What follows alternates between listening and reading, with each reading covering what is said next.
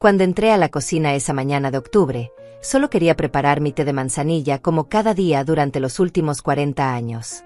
El sol apenas se asomaba por la ventana, pintando de dorado las baldosas que yo misma había escogido cuando Carlos era apenas un niño que corría por estos pasillos.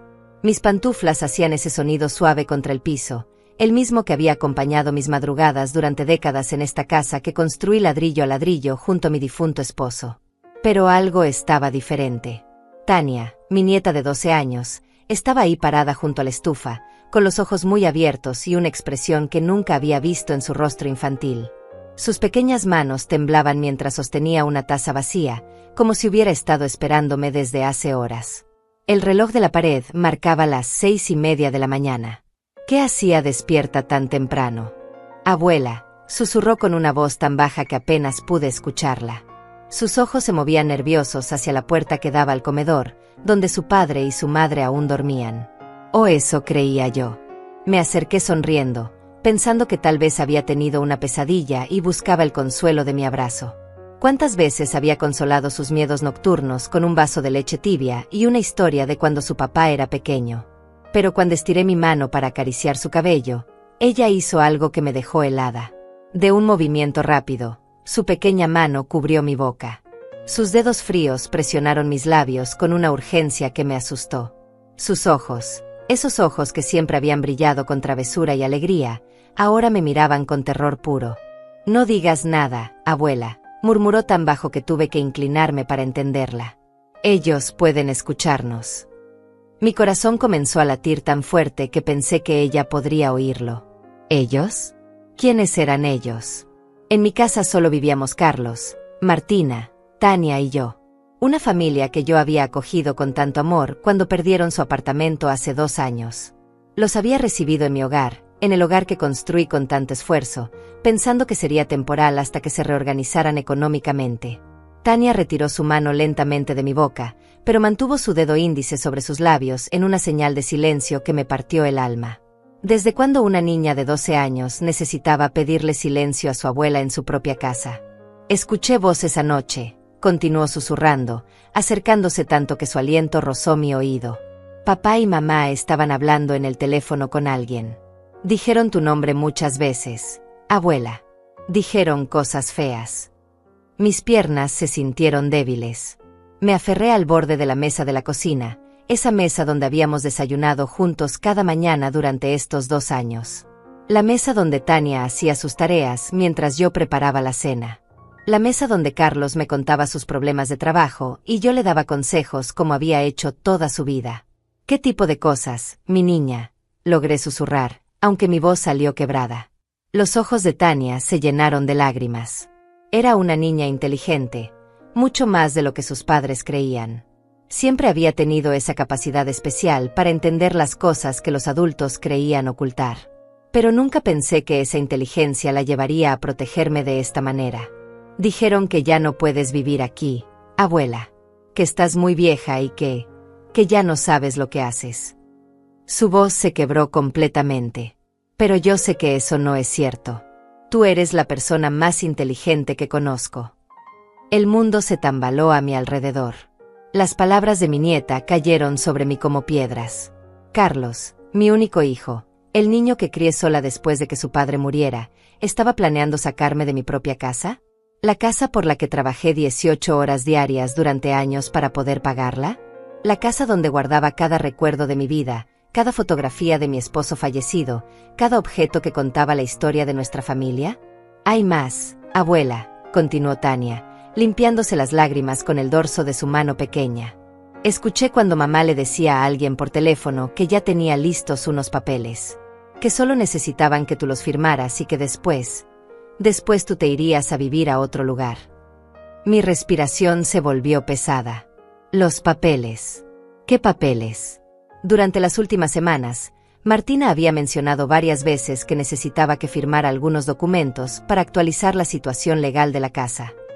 Yo había confiado en ella, pensando que se trataba de trámites normales. Nunca imaginé que pudieran ser documentos para despojarme de lo único que me quedaba en este mundo. El silencio en la cocina se volvió denso, pesado como una manta que nos cubría a ambas. Afuera, Los pájaros comenzaban su canto matutino, ajenos a la tragedia que se desarrollaba entre estas paredes que habían sido testigos de tantos momentos felices. El refrigerador zumbaba suavemente, como había hecho durante los últimos 10 años, indiferente al dolor que me atravesaba el pecho. «¿Qué vamos a hacer, abuela?», preguntó Tania, tomando mi mano con sus deditos fríos.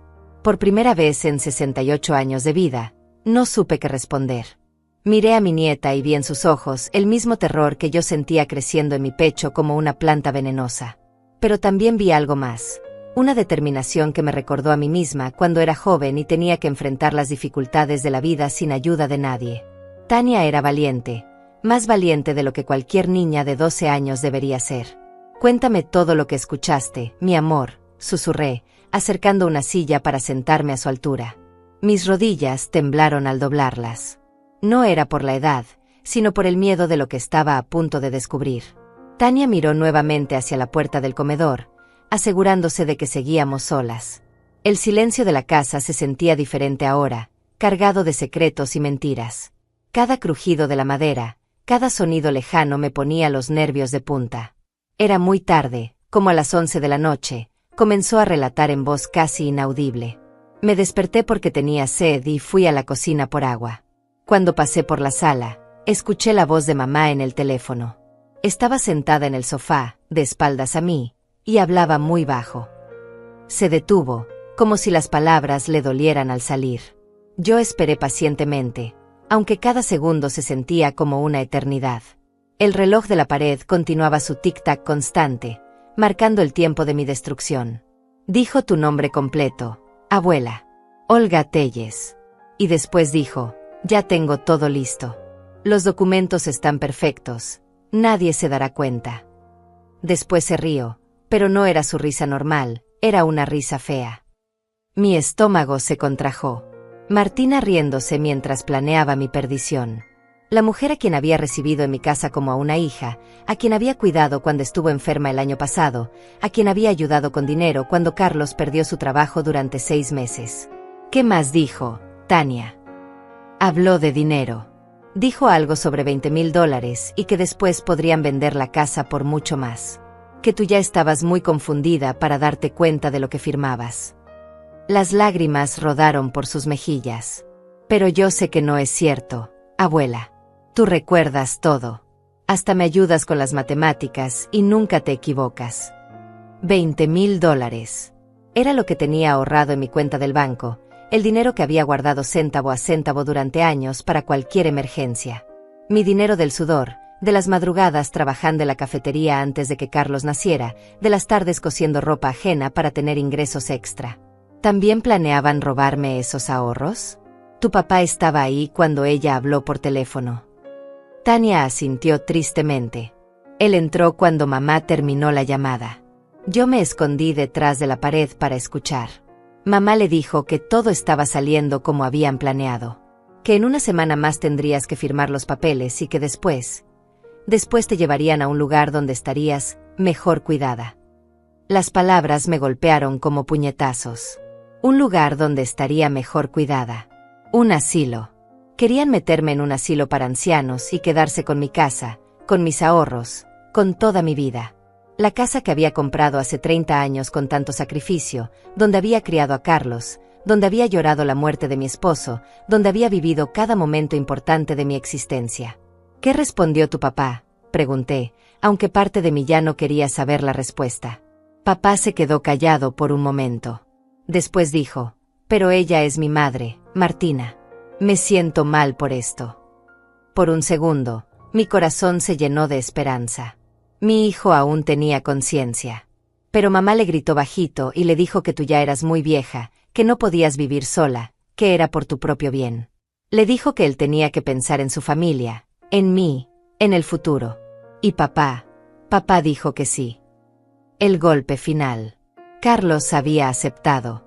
Mi propio hijo, la persona por quien había sacrificado todo en la vida, había decidido traicionarme.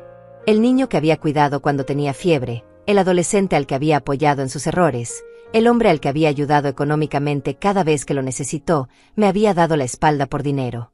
Hay algo más, abuela, continuó Tania, secándose las lágrimas con la manga de su pijama. Mamá mencionó a alguien más. Un señor con nombre raro. Ignacio algo.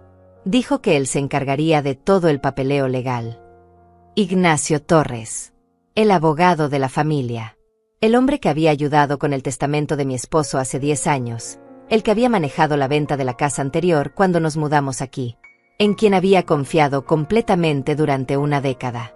También estaba involucrado en esta traición. Me sentí rodeada, como un animal acorralado.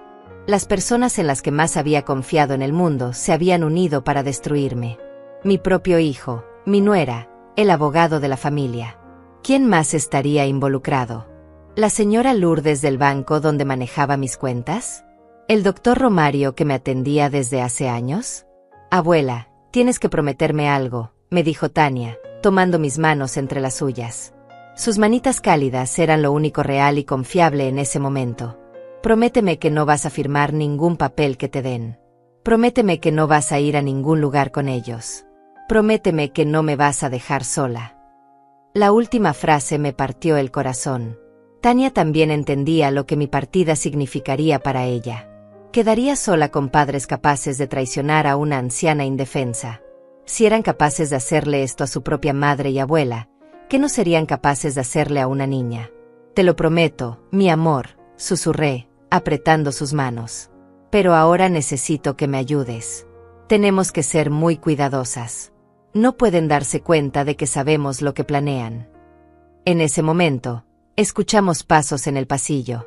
Martina se acercaba a la cocina. Tania y yo nos separamos rápidamente, fingiendo normalidad. Yo comencé a preparar mi té como cada mañana, mientras ella se sirvió un vaso de agua. Buenos días, suegra, dijo Martina con esa sonrisa falsa que ahora podía ver claramente. Durmió bien. Como siempre, mija, respondí, sorprendida de lo natural que sonó mi voz. ¿Y ustedes? ¿Descansaron? Sí, muy bien. Carlos ya se está alistando para el trabajo. Se acercó y me dio un beso en la mejilla, el mismo gesto cariñoso de siempre, pero ahora me quemaba como ácido. Suegra, necesito hablar con usted más tarde sobre unos papeles importantes. Nada urgente, pero es mejor resolverlo pronto. Los papeles. Ya comenzaba la presión. Miré a Tania de reojo y vi cómo apretaba los puños. Ella también había escuchado. Claro, mija. Cuando usted guste, respondí con la misma tranquilidad de siempre. Pero por dentro, sentía como se encendía algo que había estado dormido durante años. Una fuerza que no sabía que aún tenía. Si querían guerra, la tendrían. Pero sería una guerra silenciosa, inteligente, donde las armas serían la paciencia y la observación. Nadie iba a sacarme de mi casa sin pelear. Los siguientes días se convirtieron en una representación teatral donde yo era la única que conocía el guión completo. Cada sonrisa que me dirigían era una daga envenenada, cada gesto de cariño una mentira calculada. Pero yo había aprendido a sonreír de vuelta, a asentir en los momentos correctos, a fingir la misma confianza ciega que había tenido durante 2 años. Martina comenzó a mencionar los papeles con más frecuencia. Suegra, ¿ya pensó cuándo podemos revisar esos documentos?, preguntaba mientras lavaba los platos.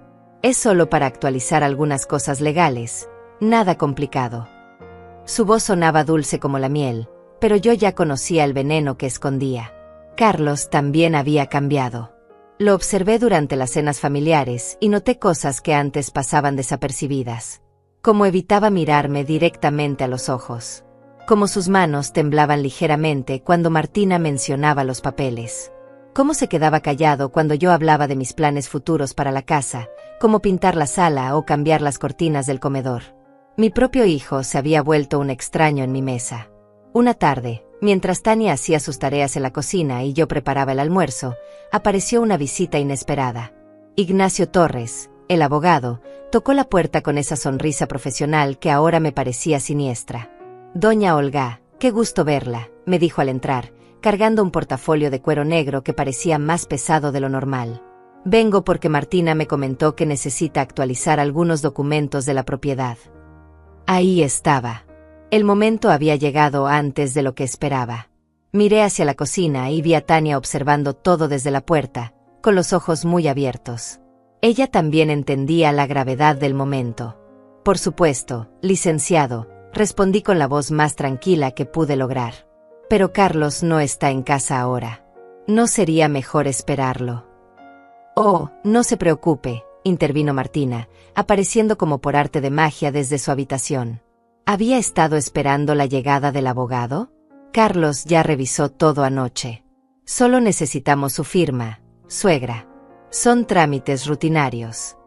Ignacio abrió su portafolio y sacó varios documentos.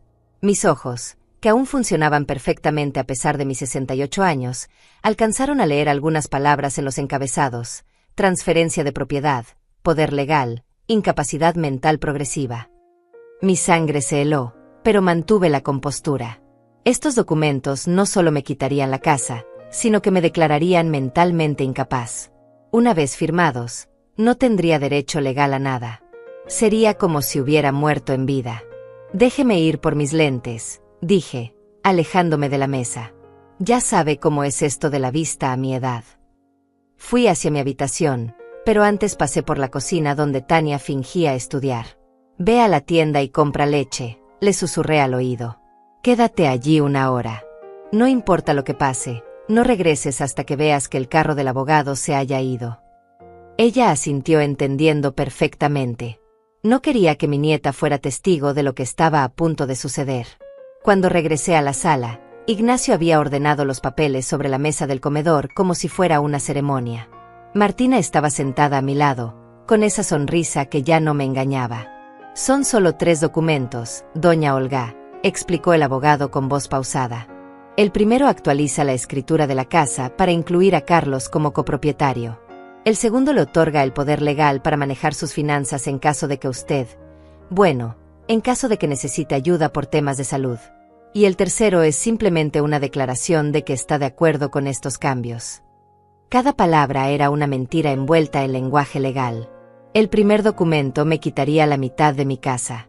El segundo le daría a Carlos acceso total a mis $20,000 ahorrados. El tercero sería mi confesión de incapacidad mental, firmada por mi propia mano. Entiendo, dije lentamente, tomando los papeles entre mis manos. Pero tengo una duda, licenciado. Si algo me pasara a mí, ¿qué pasaría con Tania? ¿Ella tendría derecho a algo de esta propiedad en el futuro? La pregunta tomó por sorpresa tanto a Ignacio como a Martina. Vi cómo intercambiaron una mirada rápida, una comunicación silenciosa que confirmaba mis sospechas. Bueno, eso dependería de las decisiones que Carlos tome como nuevo propietario, respondió el abogado, claramente incómodo. Pero por supuesto que él cuidaría los intereses de su hija. Era mentira. Una vez que yo estuviera fuera del camino y ellos tuvieran control total, Tania no heredaría nada. Probablemente ni siquiera le dirían que la casa había sido de su abuela. Suegra, ya son casi las 5 de la tarde, presionó Martina, mirando su reloj. El licenciado tiene otros compromisos. Podríamos firmar ahora. El momento de la verdad había llegado. Tomé la pluma que Ignacio me extendía y la sostuve sobre el primer documento. Sentí sus miradas clavadas en mí, esperando que sellara mi propia destrucción. ¿Sabe qué, licenciado?, dije finalmente, dejando la pluma sobre la mesa. Creo que necesito consultar esto con mi doctor primero. En mi última visita, el doctor Romario me dijo que debía ser muy cuidadosa con las decisiones importantes por mi presión arterial. No quisiera firmar algo que me cause estrés. El silencio que siguió fue ensordecedor. Ignacio carraspeó incómodo, mientras Martina apretaba los dientes tratando de mantener su sonrisa falsa. Pero suegra, insistió Martina, el doctor nunca dijo eso. Además, estos papeles no tienen nada de estresante. Son para su propio bien. Aún así, prefiero consultarlo. Mantuve mi posición. Solo será unos días más. Estoy segura de que el licenciado entenderá.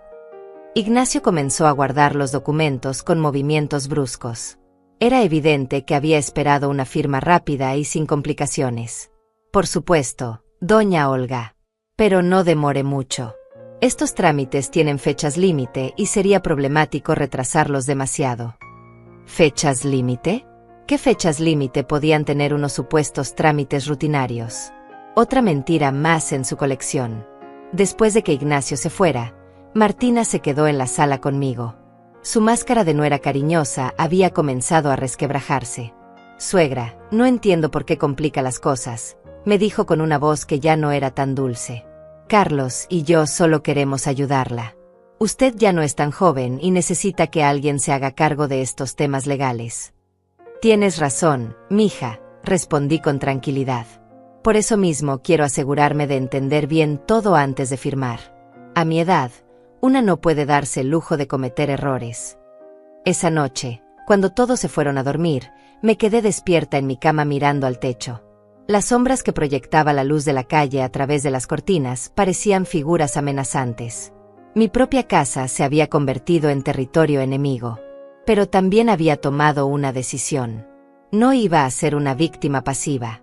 Si querían jugar sucio, yo les enseñaría cómo se jugaba realmente. Tenía 68 años de experiencia en sobrevivir, y ellos apenas estaban comenzando a conocer de qué era capaz Olga Telles. Los días siguientes se volvieron una guerra silenciosa donde cada gesto, cada palabra, cada mirada tenía un significado oculto. Martina había perdido la paciencia con mi negativa a firmar los papeles y su máscara de nuera perfecta comenzaba a caerse a pedazos. Ya no se molestaba en ocultar completamente su irritación cuando yo posponía la firma por unos días más.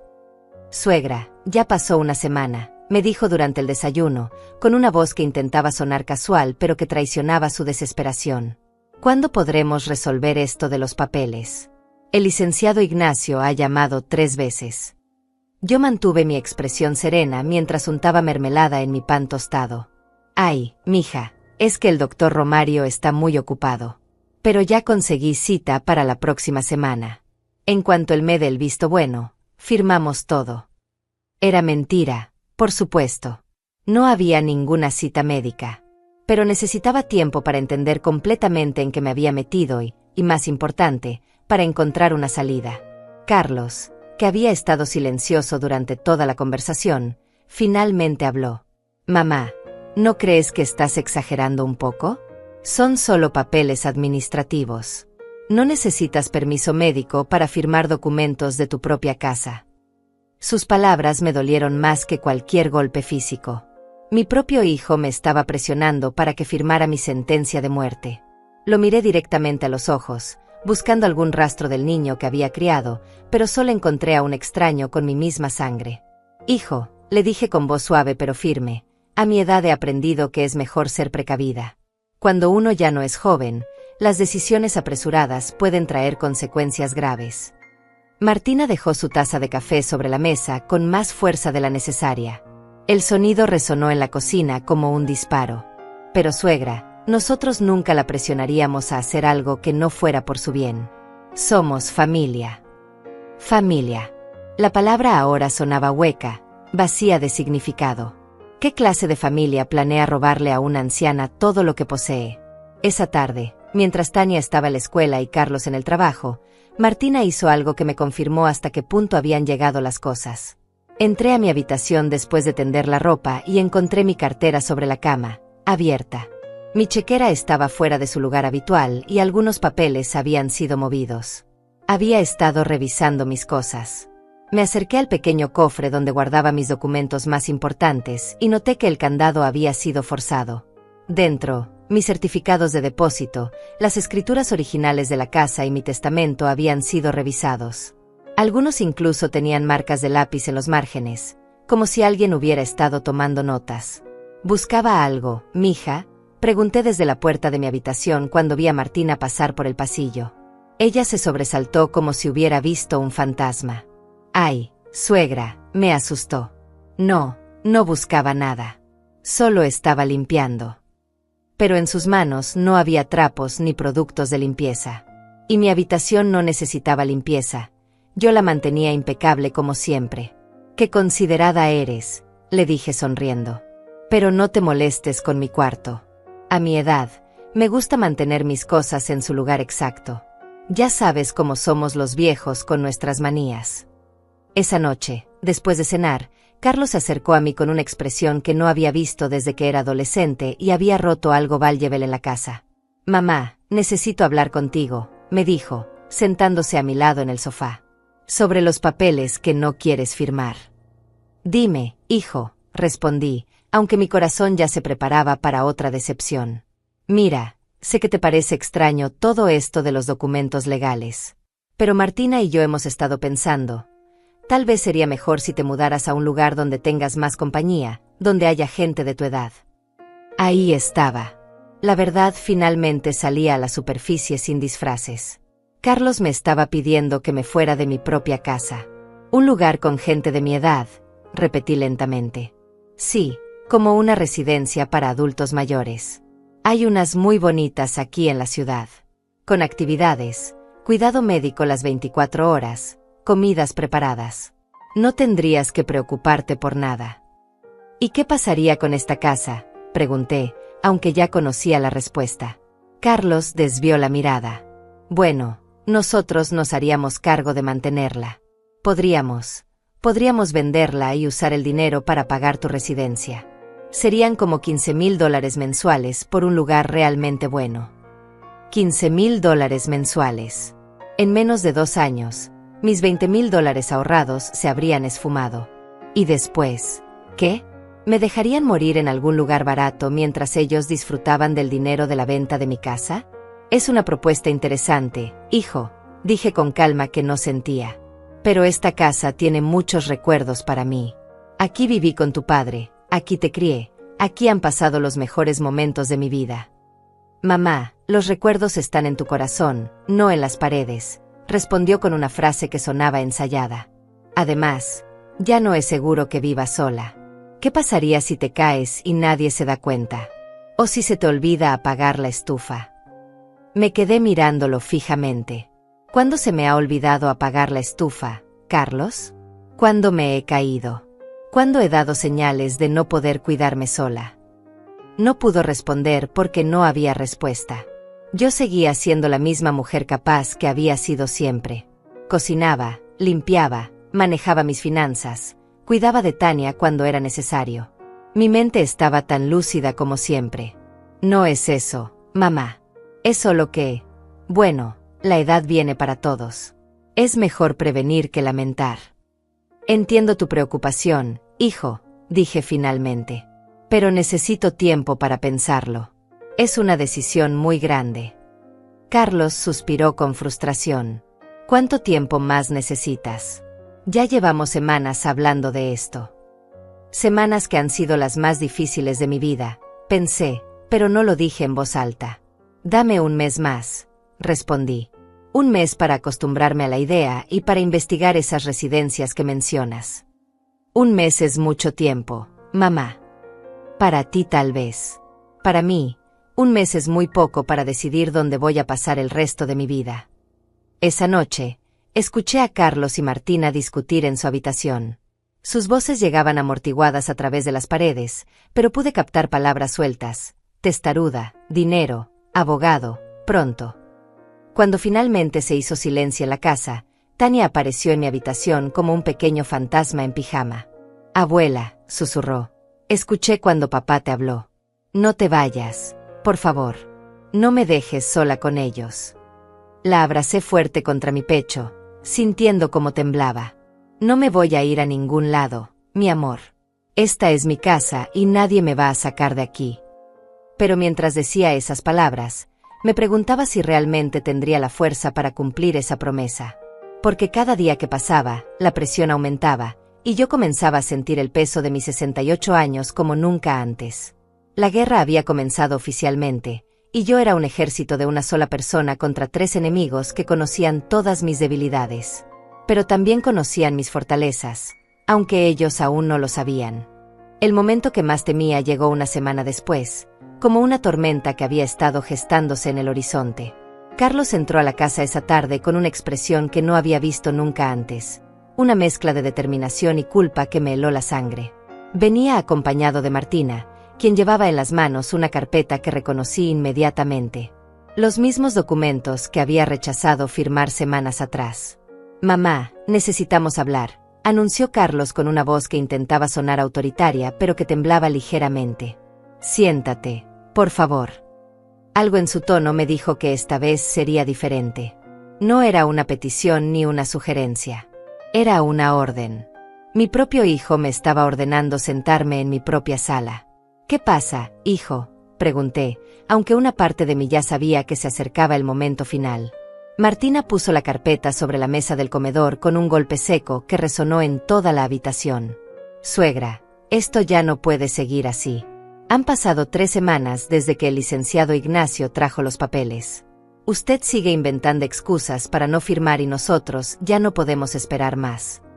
No son excusas, mija, respondí con calma. Son precauciones razonables de una mujer de mi edad. Precauciones, exclamó Carlos, y su voz subió de volumen por primera vez en toda esta pesadilla. Mamá, las únicas precauciones que necesitas son las que nosotros estamos tratando de darte. Ya no puedes seguir viviendo sola. Es peligroso para ti y es una carga para nosotros. Una carga. La palabra cayó sobre mí como un martillo. Mi propio hijo acababa de decir que yo era una carga para él. El niño que había criado sola después de que su padre muriera, al que había dado cada centavo que ganaba, cada minuto de mi tiempo, cada gota de mi energía, ahora me veía como una carga. Una carga, repetí lentamente. ¿Es eso lo que soy para ti, Carlos? Él desvió la mirada, incapaz de sostener mis ojos. No es eso lo que quise decir. Es solo que, mira, mamá, ya hablé con el doctor Romario. Mi corazón se detuvo. ¿Hablaste con mi doctor? Le expliqué la situación. Le dije que te estás volviendo difícil, que te niegas a tomar decisiones racionales sobre tu futuro. Él estuvo de acuerdo en que tal vez necesitas ayuda para manejar tus asuntos. No podía creer lo que estaba escuchando. Carlos había ido a mi médico de confianza para presentarme como una anciana senil que había perdido su capacidad de juicio. ¿Qué mentiras le habría contado? ¿Qué versión distorsionada de la realidad había pintado para conseguir el apoyo médico que necesitaba?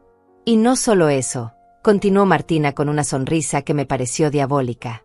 También hemos hablado con algunos vecinos. Todos están preocupados por usted, suegra. La señora López de la casa de al lado nos dijo que a veces la ve caminando por el jardín muy temprano en la mañana, como si estuviera confundida. Era mentira. Yo salía temprano al jardín porque me gustaba regar las plantas antes de que el sol estuviera muy fuerte. Lo había hecho durante años. Pero ellos habían convertido una rutina normal en evidencia de demencia. El señor García también mencionó que la semana pasada usted le preguntó 2 veces por su esposa, cuando él ya le había dicho que estaba de viaje, añadió Carlos. Otra mentira. Yo tenía excelente memoria y jamás había repetido una pregunta. Pero me di cuenta de lo que estaban haciendo, construyendo una narrativa de deterioro mental que justificarían mi incapacidad legal. Carlos, dije con voz temblorosa, ¿realmente crees que estoy perdiendo la razón? Por un momento, vi un destello del hijo que había conocido toda la vida. Sus ojos se suavizaron y pareció dudar. Mamá, no es que crea que estés loca. Es solo que tal vez necesitas ayuda para... Para nada, lo interrumpió Martina con dureza. Carlos, no te dejes manipular por ella. Esto es exactamente lo que hace. Te hace sentir culpable para que cambies de opinión. Pero nosotros sabemos lo que es mejor para todos. Ahí estaba la verdad. Martina era quien manejaba a mi hijo como a un títere. Ella era la mente maestra detrás de todo este plan, y Carlos era solo una herramienta más débil que había decidido usar en mi contra. Además, continuó Martina, abriendo la carpeta, ya no necesitamos que usted firme voluntariamente. El licenciado Ignacio nos explicó que con el reporte médico del doctor Romario y los testimonios de los vecinos, podemos proceder legalmente sin su consentimiento. Las palabras me golpearon como balas. Habían encontrado una manera de quitarme todo sin necesidad de mi firma. Habían construido un caso legal basado en mentiras y testimonios falsos para declararme incompetente. Eso es imposible, logré decir. Yo no he sido evaluada por ningún psiquiatra. No pueden declararme incompetente sin una evaluación formal. Ya la hubo, respondió Carlos, evitando mi mirada. El doctor Romario recomendó una evaluación con un especialista. El doctor Horacio Flores vino a la casa la semana pasada cuando tú estabas en el supermercado. Habló con nosotros, revisó tus comportamientos recientes y emitió su reporte. No podía respirar. Habían traído a un psiquiatra a mi casa sin mi conocimiento. Habían hablado de mí como si fuera un objeto, habían analizado mi vida y mis costumbres sin que yo estuviera presente para defenderme. ¿Y qué dijo ese doctor que nunca me vio? Que muestra signos de deterioro cognitivo leve pero progresivo, leyó Martina de un papel. Que tu negativa a tomar decisiones racionales sobre tu bienestar indica una pérdida de juicio que requiere intervención familiar. Era un documento fabricado. Un reporte médico falso basado en mentiras. Pero tenía la firma de un doctor real y el peso de la ley detrás. Mañana a las 10 de la mañana, anunció Carlos, vendrán los de la residencia San Antonio a conocerte. Es un lugar muy bonito. Mamá, vas a estar bien cuidada. ¿Y si me niego a ir? No puedes negarte, respondió Martina con frialdad. Ya tienes una orden médica de internación. Es por tu propia seguridad. En ese momento, Tania entró corriendo desde la escuela. Se detuvo en seco al ver nuestras caras, al sentir la tensión que llenaba la habitación como humo tóxico. ¿Qué pasa?, preguntó con voz pequeña. Nada que te preocupe, hijita, le dijo Carlos. Tu abuela va a irse a vivir a un lugar donde van a cuidarla mejor. No, gritó Tania, corriendo hacia mí y abrazándome fuertemente. Abuela no se va. Esta es su casa. Tania, no te metas en cosas de adultos, la regañó Martina con dureza. Tu abuela está enferma y necesita cuidados especiales. Abuela no está enferma, lloró mi nieta. Ustedes son los que están mal. Ustedes son los mentirosos. Carlos se acercó para separar a Tania de mí, pero ella se aferró a mi brazo como si su vida dependiera de ello. Papá, por favor no hagas esto, le suplicó entre lágrimas. Abuela es buena conmigo. Ella me cuida, me ayuda con las tareas, me hace sentir segura. Sin ella voy a estar sola. Por un momento, vi como el rostro de Carlos se contraía de dolor. Su hija lo estaba suplicando que no destruyera a la única persona que realmente la cuidaba en esa casa. Tania, tú no entiendes, murmuró. Es complicado. Sí entiendo, gritó. Entiendo que quieren la casa de abuela. Entiendo que quieren su dinero. Entiendo que no les importa si ella está triste. Martina se acercó con cara de furia. Esa niña está siendo influenciada por usted, suegra. Le está metiendo ideas en la cabeza. Yo no le he dicho nada a Tania, respondí con tranquilidad. Los niños ven y escuchan más de lo que los adultos creen. Bueno, ya no importa, sentenció Martina. Mañana se acaba todo esto. Por fin podremos vivir en paz.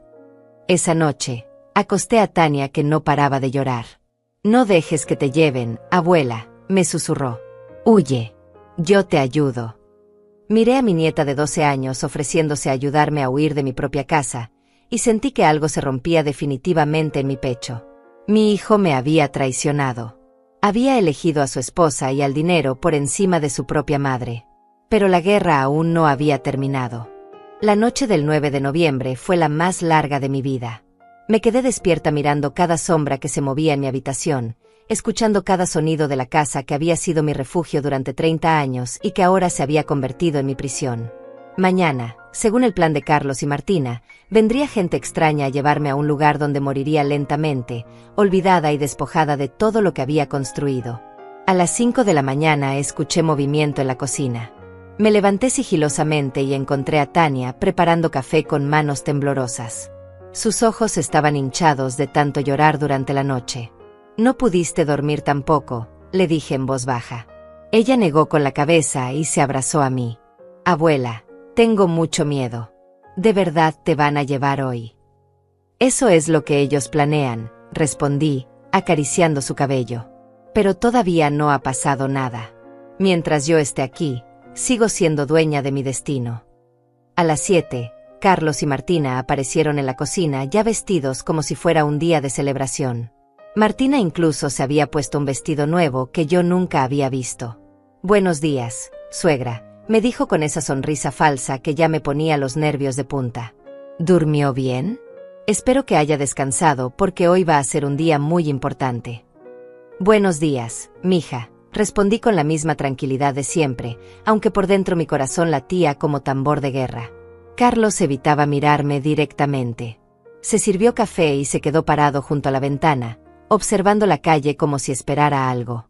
O a alguien. Mamá, dijo finalmente sin voltear hacia mí. Los de la residencia van a llegar a las 10. Sería bueno que empezaras a empacar algunas cosas personales.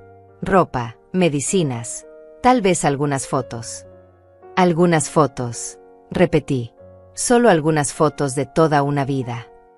Bueno, es que en las residencias no hay mucho espacio, explicó Martina con tono condescendiente. Pero no se preocupe, nosotros guardaremos todo lo demás muy bien. Cuando quiera ver algo, puede pedírnoslo. Cuando quisiera ver algo. Como si mis propias pertenencias fueran a convertirse en favores que ellos podrían concederme o negarme según su humor. A las 8:30, Tania se fue a la escuela después de abrazarme con una desesperación que me partió el alma. Te amo, abuela, me susurró al oído. Pase lo que pase, recuerda que te amo. A las 9, apareció el licenciado Ignacio con otro hombre que no conocía. Un tipo delgado, de unos 50 años, que llevaba una carpeta similar a la del abogado. Doña Olga, me saludó Ignacio con falsa cordialidad. Le presento al señor Antonio Chávez, director de la residencia San Antonio. Viene a conocerla y a explicarle cómo será su nueva vida. Antonio Chávez me estrechó la mano con una sonrisa profesional que me recordó a un vendedor de autos usados. Señora Telles, es un placer conocerla. Estoy seguro de que va a ser muy feliz en nuestra institución. Tenemos las mejores instalaciones de la ciudad. ¿Y cuánto cuesta esa felicidad?, pregunté directamente. El hombre intercambió una mirada rápida con Ignacio. Bueno, el paquete completo son $14,500 mensuales. Incluye habitación privada, 3 comidas diarias, cuidado médico las 24 horas y actividades recreativas. $14,500 al mes. En año y medio, mis $20,000 ahorrados se habrían esfumado completamente. Y después, ¿qué? Conocía historias de ancianos que terminaban en cuartos compartidos o directamente en la calle cuando se les acababa el dinero. Es una cantidad considerable, comenté. Pero piense en la tranquilidad, intervino Martina. Ya no tendrá que preocuparse por nada. Nosotros nos haremos cargo de todos los pagos. Con el dinero de la venta de mi casa, por supuesto. Mi casa que valía al menos $200,000 en el mercado actual. Una vez que la vendieran, tendrían suficiente dinero para pagar la residencia durante años y aún les sobraría una fortuna considerable. ¿Y qué pasa con mis pertenencias?, pregunté. Con mis muebles, mis recuerdos, mis libros. Nosotros nos encargaremos de todo, respondió Carlos. Guardaremos lo importante y el resto, bueno, será donado a organizaciones benéficas. Es mejor así, mamá. No tiene sentido aferrarse a cosas materiales. Cosas materiales. Así llamaba ahora a los objetos que contaban la historia de mi vida. El piano donde había aprendido a tocar cuando era joven. La máquina de coser con la que había ganado dinero extra durante años. La vajilla que había heredado de mi madre. Los libros que había coleccionado durante décadas. Todo eso era solo cosas materiales que podían ser donadas sin consideración. A las 10 en punto, como si fuera una ejecución programada, llegó una van blanca con el logo de la residencia San Antonio. 2 enfermeros bajaron del vehículo y se dirigieron hacia la casa con la seguridad de quienes venían a cumplir una orden judicial. Buenos días, saludó uno de ellos, un hombre joven de unos 30 años. Venimos por la señora Olga Telles. ¿Está lista para partir? Tan lista como puede estar alguien que va a ser arrancada de su hogar contra su voluntad, respondí con una calma que me sorprendió a mí misma. El enfermero parecía incómodo. Probablemente había visto esta escena muchas veces antes, familias que se deshacían de sus ancianos como si fueran muebles viejos. Señora, entiendo que esto es difícil, me dijo con voz gentil. Pero verá que la residencia es un lugar muy agradable. Muchos huéspedes terminan siendo muy felices allí. Huéspedes, repetí. Qué manera tan elegante de decir prisioneros. Martina se acercó con una pequeña maleta que había empacado sin consultarme. Ya está todo listo, suegra. Puse sus medicinas, algo de ropa y algunas fotos como usted quería. Tomé la maleta entre mis manos. Era liviana, patéticamente liviana para representar 68 años de vida. Solo esto.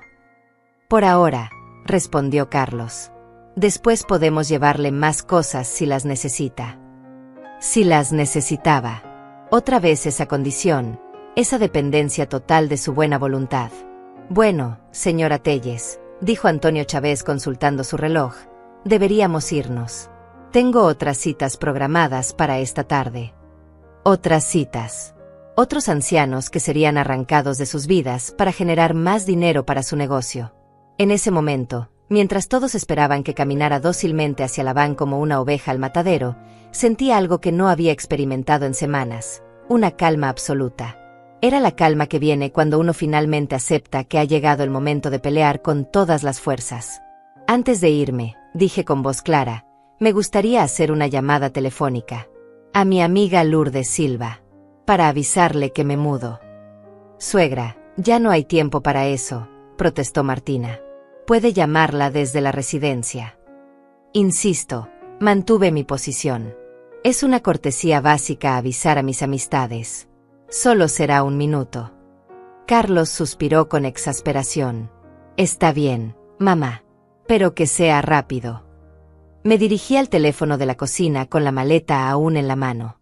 Marqué el número de Lourdes, una mujer que había sido mi amiga durante más de 20 años, la única persona en quien había confiado completamente durante esta pesadilla. Lourdes, dije cuando contestó, soy Olga. Ya llegó el momento del que hablamos. ¿Estás lista? Completamente lista, respondió con una voz que sonaba extrañamente segura. Salgo en 5 minutos. Colgué el teléfono y regresé a la sala donde todos me esperaban con impaciencia. Listo, anuncié. Ya podemos irnos. Pero mientras caminaba hacia la puerta, sonreí por primera vez en semanas. Porque Carlos, Martina, Ignacio y Antonio Chávez no sabían que acababan de cometer el error más grande de sus vidas. La guerra estaba a punto de terminar, pero no como ellos esperaban. Estaba a punto de subir a la van cuando escuché el sonido de un carro que se detenía bruscamente en la entrada de mi casa. Era el viejo Honda blanco de Lourdes Silva, mi amiga de toda la vida, quien bajó del vehículo con una determinación que no había visto en ella durante los 20 años que llevábamos de amistad. «Esperen», gritó mientras se acercaba con paso firme. «No pueden llevarse a Olga». Carlos y Martina intercambiaron miradas de confusión y molestia. Claramente no habían contado con que alguien apareciera para interrumpir su plan perfectamente orquestado. «Señora Silva», dijo Ignacio con tono condescendiente, «esto no la concierne. Es un asunto familiar y legal ya resuelto». «Oh, sí me concierne», respondió Lourdes con una sonrisa que me recordó a un gato que ha atrapado a un ratón. «Especialmente porque tengo algo que todos ustedes van a querer escuchar». Sacó de su bolsa un pequeño dispositivo de grabación que reconocí inmediatamente. Era el mismo que yo le había dado 3 semanas atrás, cuando comencé a sospechar que las cosas se pondrían feas. «¿Qué es eso?», preguntó Martina con voz temblorosa. «Es la verdad», respondió Lourdes, presionando el botón de reproducción. Lo que siguió fue la voz clara de Martina saliendo del pequeño aparato. «Ya tengo todo listo. Los documentos están perfectos. Nadie se dará cuenta». Dijeron algo sobre $20,000 y que después podrían vender la casa por mucho más. Que tú ya estabas muy confundida para darte cuenta de lo que firmabas. El silencio que siguió fue ensordecedor. Antonio Chávez y los enfermeros miraban con expresiones de shock total. Ignacio había palidecido hasta ponerse del color de la cera. Carlos tenía la boca abierta como si no pudiera procesar lo que acababa de escuchar. Pero fue Martina quien reaccionó primero. «Eso es imposible. Esa grabación es falsa. Nadie puede probar que esa sea mi voz». «Oh, hay más», continuó Lourdes, avanzando la grabación. Ahora se escuchaba la voz de Carlos. «Pero ella es mi madre, Martina. Me siento mal por esto». Y después, la respuesta de Martina. «Tú tienes que pensar en tu familia, en mí, en el futuro. Esa vieja ya vivió suficiente». «Suficiente», gritó Carlos, intentando quitarle el aparato a Lourdes. «Apague esa cosa». Pero Lourdes se alejó ágilmente y siguió reproduciendo.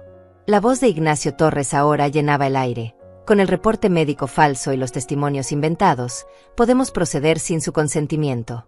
Solo necesitamos que firme los papeles del poder legal y ya. Ignacio intentó huir hacia su carro, pero Antonio Chávez lo detuvo. «Un momento», dijo el director de la residencia con voz furiosa. «¿Ustedes me mintieron? Me dijeron que la señora tenía demencia cuando en realidad están tratando de robarle su propiedad». «Puede explicarlo todo», tartamudeó el abogado. «Es un malentendido». «No hay malentendido», continuó la grabación con la voz de Martina. «Una vez que esté en la residencia, nadie va a escuchar sus quejas. Los viejos siempre dicen cosas raras. Si grita que la estamos robando, van a pensar que está loca». Los enfermeros se miraron entre sí con expresiones de disgusto. Uno de ellos se acercó a mí. «Señora Telles, usted está siendo forzada a irse de su casa contra su voluntad». «Completamente», respondí con voz firme. «Y como pueden escuchar en esas grabaciones, todo este plan fue diseñado para robarme mi propiedad y mis ahorros». Antonio Chávez se dirigió furioso hacia Carlos y Martina. «¿Ustedes me utilizaron para cometer un fraude? ¿Saben lo que esto significa para mi licencia, para mi negocio?» Nosotros solo queríamos lo mejor para ella», murmuró Carlos patéticamente.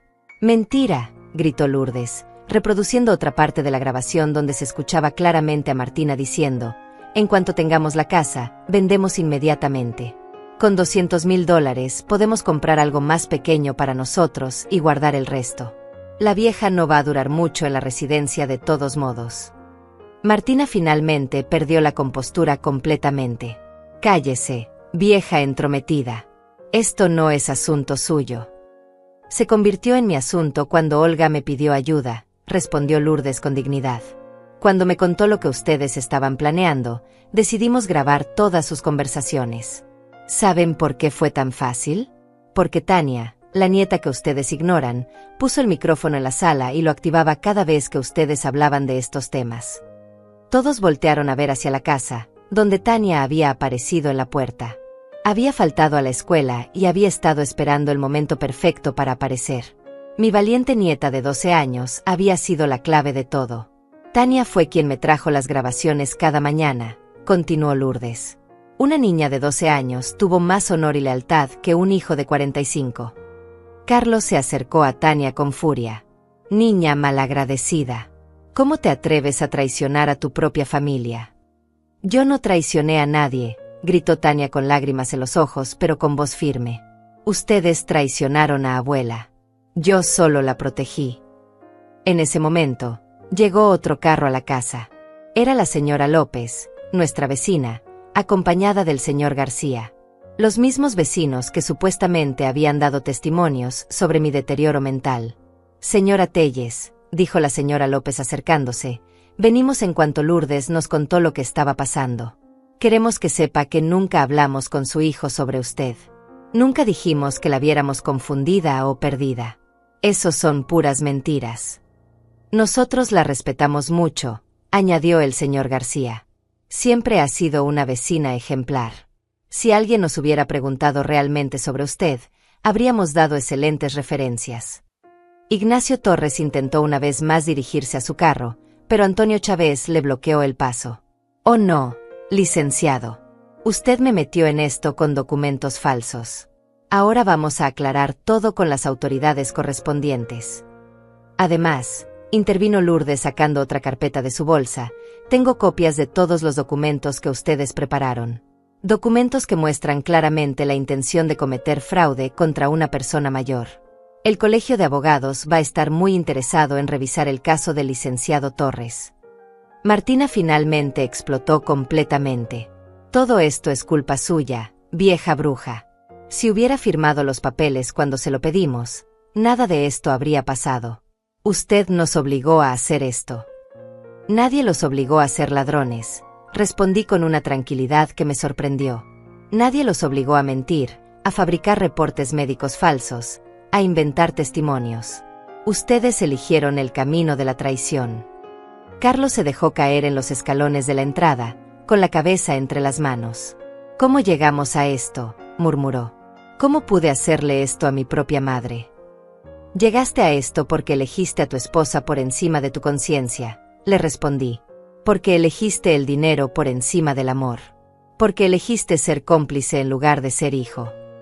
Antonio Chávez se acercó a mí con expresión avergonzada. Señora Telles, le ofrezco mis más sinceras disculpas. Jamás habríamos participado en esto si hubiéramos sabido la verdad. Vamos a reportar este fraude inmediatamente. Y yo voy a asegurarme de que el licenciado Ignacio pierda su licencia, añadió Lourdes. Tengo contactos en el colegio de abogados que van a estar muy interesados en este caso. Miré a Carlos, quien seguía con la cabeza gacha, incapaz de mirarme a los ojos. Por un momento sentí compasión por él, pero luego recordé todas las noches que había pasado sin dormir, todo el miedo que había vivido, toda la traición que había soportado. Carlos, le dije con voz firme, tienes 1 hora para sacar tus cosas de mi casa. Tú, Martina y todas sus pertenencias. No quiero volver a verlos nunca más. Mamá, por favor, lloró mi hijo. Podemos arreglar esto. Podemos empezar de nuevo. No, respondí con una firmeza que no sabía que tenía. Algunas traiciones no tienen perdón. Y esta es una de ellas. La guerra había terminado. Y contra todos los pronósticos, la había ganado. Las horas que siguieron fueron un torbellino de revelaciones que me dejaron tambaleándome entre la victoria y el horror absoluto de descubrir hasta qué profundidades había llegado la traición. Mientras Carlos y Martina empacaban sus cosas en silencio sepulcral, Lourdes continuó reproduciendo grabaciones que yo no había escuchado antes, conversaciones que Tania había capturado en los últimos días y que mostraban la verdadera dimensión de lo que habían planeado contra mí. Escuche esto, Olga, me dijo Lourdes presionando el botón nuevamente. La voz de Martina llenó la sala. Una vez que la vieja esté internada, podemos decir que se volvió agresiva. Que atacó a una enfermera o algo así. Entonces la pueden medicar más fuerte y ya no va a poder quejarse de nada. Me senté pesadamente en mi sofá, sintiendo como cada palabra era una puñalada más profunda. No solo habían planeado robarme mi casa y mis ahorros, sino que también habían contemplado drogarme hasta convertirme en un vegetal humano para que no pudiera denunciar lo que me habían hecho. Hay más, continuó mi amiga con expresión sombría. Ahora se escuchaba la voz de Ignacio Torres. El reporte médico que conseguí del doctor Flores es perfecto. Dice que la señora sufre de demencia senil avanzada y episodios de paranoia. Con eso, cualquier acusación que haga contra ustedes será descartada como delirios de una anciana enferma. Antonio Chávez, quien había decidido quedarse para presenciar toda la evidencia, negaba con la cabeza incrédulo.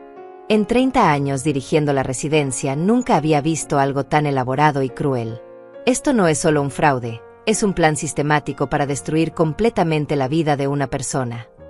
¿Y el doctor Flores?, pregunté. ¿Realmente existe? Lourdes sonrió con amargura. Existe, pero nunca hizo ningún reporte sobre usted. Ignacio falsificó su firma y su sello. Tengo aquí una declaración jurada del verdadero doctor Flores, confirmando que nunca la evaluó ni emitió ningún diagnóstico en su nombre. Cada revelación era peor que la anterior. No solo me habían traicionado las personas más cercanas, sino que habían construido una red de mentiras tan elaborada que habría sido imposible de refutar sin las grabaciones de Tania. En ese momento, Carlos salió de la casa cargando una maleta. Sus ojos estaban rojos y su rostro demacrado. Se acercó a donde yo estaba sentada con Lourdes y se quedó parado frente a mí, como si quisiera decir algo pero no encontrara las palabras. «Mamá», logró murmurar finalmente. Yo no sabía que Martina había llegado tan lejos. Lo del reporte médico falso, lo de medicarte la residencia. Yo pensé que solo era cuestión de convencerte de mudarte. Lo miré fijamente, buscando en sus ojos algún rastro de arrepentimiento genuino. ¿En serio, Carlos? ¿En serio creías que yo iba a firmar voluntariamente documentos para regalar mi casa y mis ahorros? Él desvió la mirada. Martina me dijo que era la única manera de protegerte. Que si no hacíamos algo, podrías tener un accidente o algo peor. Algo peor, repetí lentamente. ¿Qué podría ser peor que robarle todo a tu propia madre? No lo sé, sollozó. Ya no sé nada. Martina siempre tenía respuestas para todo. Decía que conocía casos de ancianos que habían muerto solos en sus casas y que nadie se había dado cuenta durante semanas. Me llenó la cabeza con esos miedos. Lourdes intervino con voz dura. Su esposa no lo llenó de miedos, Carlos. Lo llenó de codicia. Escuche esta grabación de hace 2 semanas. La voz de Martina resonó nuevamente. Con 200.000 de la casa y 20.000 de sus ahorros, podemos comprar ese departamento nuevo que vimos en el centro. Después de pagar la residencia por un año, aún nos sobrarían $150.000 limpios. Es como ganarnos la lotería. Carlos se cubrió la cara con las manos. Dios mío, ¿realmente dijo eso? Y hay más, continuó Lourdes implacablemente. Escuche lo que dijo sobre Tania. Esta vez fue la voz de Carlos la que salió del dispositivo. ¿Y qué pasa con Tania? Ella quiere mucho a mi mamá. Y la respuesta de Martina: Tania es una niña. Se va a olvidar. Además, es mejor que no tenga esa influencia de la vieja. Olga la está llenando de ideas anticuadas sobre el respeto a los mayores y esas tonterías. Es mejor que Tania aprenda desde chica que en la vida hay que pensar en uno mismo primero. Carlos levantó la vista hacia mí con expresión de horror total. Martina quería alejar a Tania de ti. Quería que mi hija perdiera a su abuela para que no aprendiera valores que a ella le molestaban. ¿Y recién ahora te das cuenta de con quién te casaste?, le pregunté con una mezcla de dolor y desprecio. ¿Recién ahora entiendes qué clase de mujer elegiste por encima de tu propia familia? En ese momento, Martina salió de la casa arrastrando 2 maletas grandes. Su rostro ya no mostraba ni rastro de la máscara dulce que había usado durante 2 años. Era pura furia y resentimiento. «¿Ya terminaron con su teatrito?», espetó con veneno en la voz. «Porque tengo cosas que hacer». «Sí, ya terminamos», respondió Lourdes levantándose. «Pero usted apenas está empezando. Tengo copias de todas estas grabaciones y mañana mismo las voy a entregar a la fiscalía. Fraude contra personas mayores, falsificación de documentos médicos, conspiración para cometer robo, van a ser varios años en prisión». Martina se acercó amenazante. «Usted no va a hacer nada, vieja entrometida. Porque si lo hace, me voy a encargar de que toda la ciudad sepa que Olga es una loca paranoica que graba conversaciones privadas». «Adelante», respondí con una calma que me sorprendió. «Que toda la ciudad escuche las grabaciones. Que juzguen quién es la loca aquí».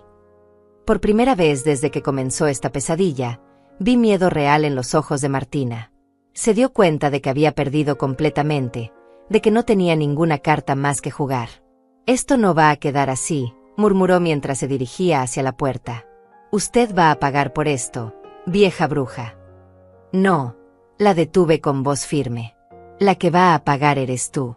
Porque por primera vez en tu vida, vas a enfrentar las consecuencias de tus acciones».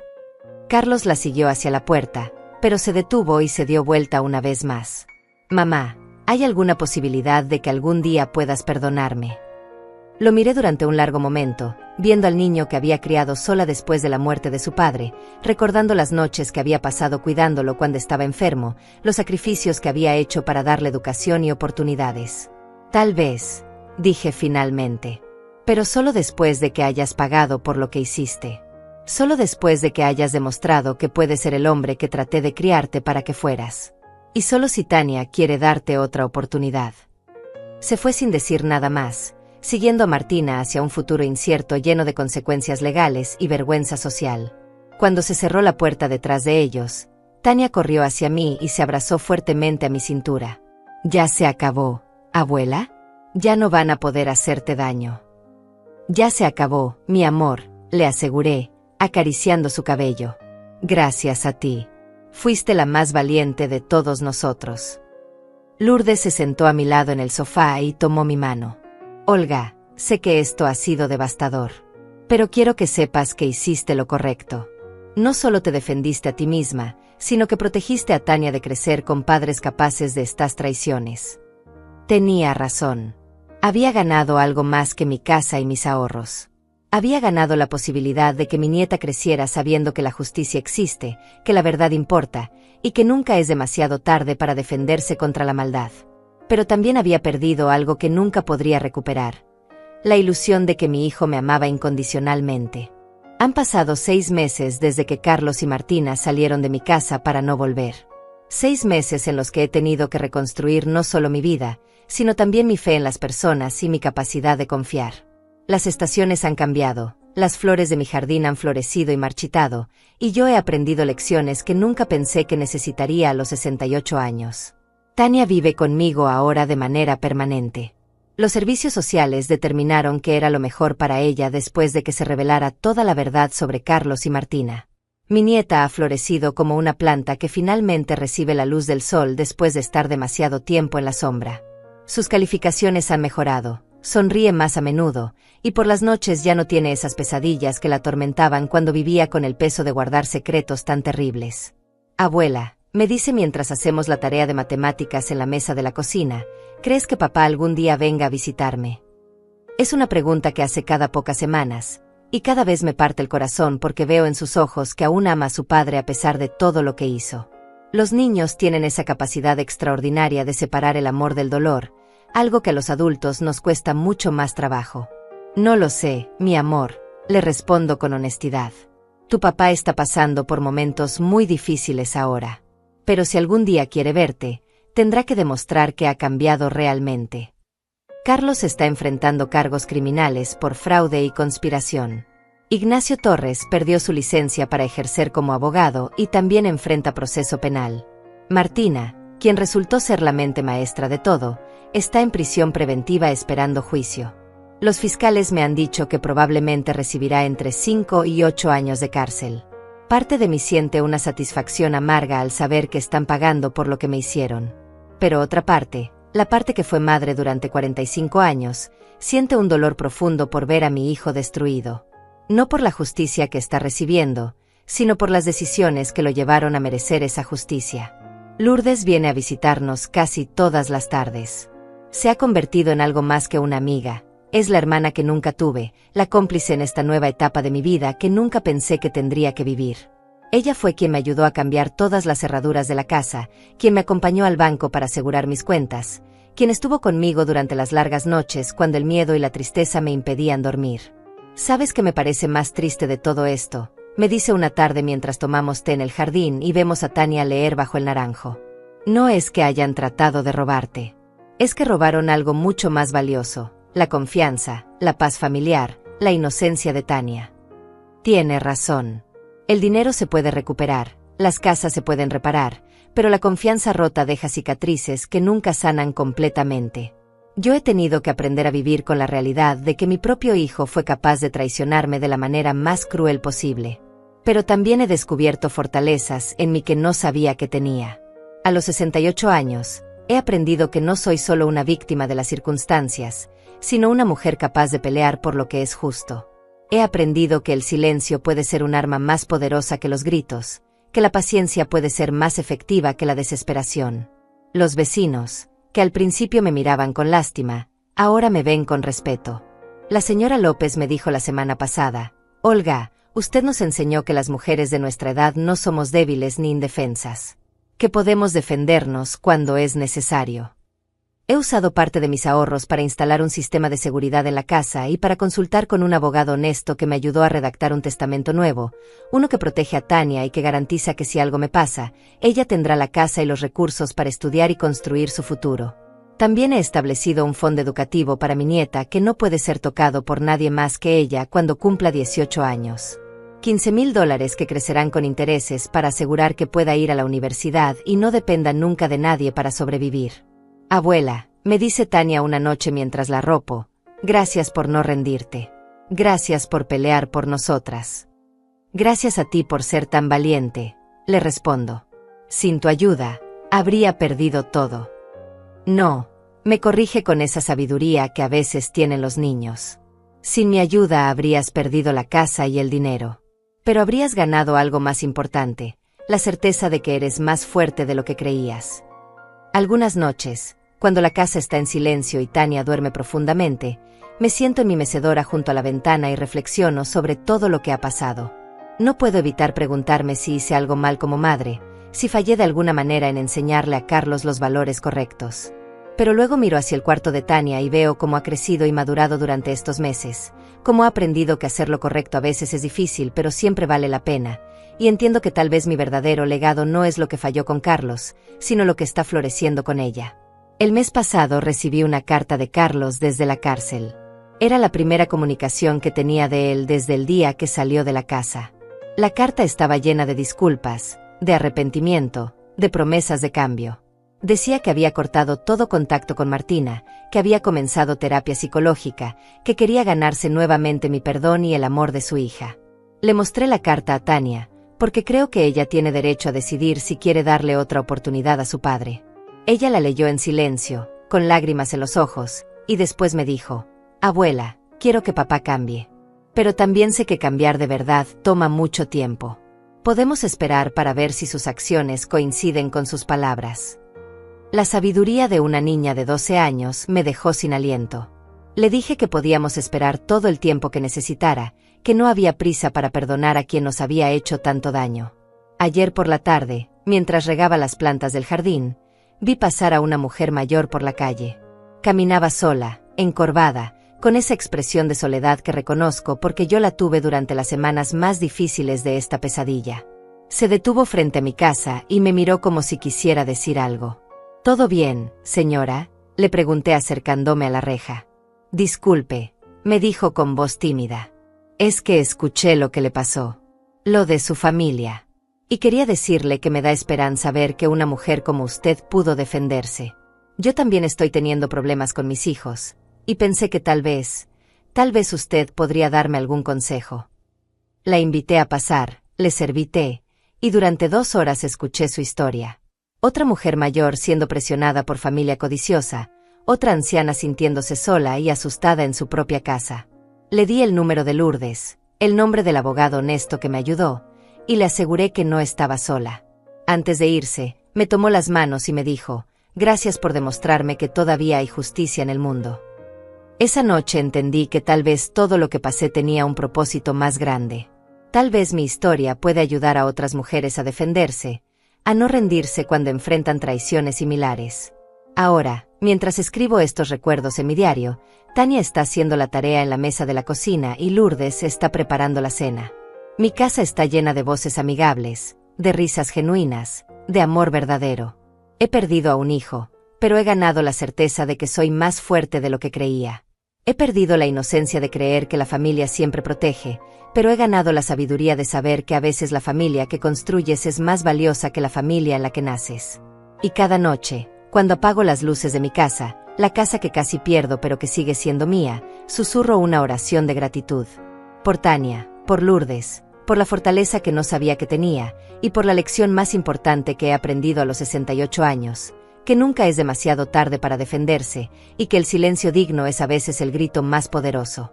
Mi nombre es Olga Telles, tengo 68 años, y sobreviví a la traición más grande de mi vida. Y ahora sé que puedo sobrevivir a cualquier cosa.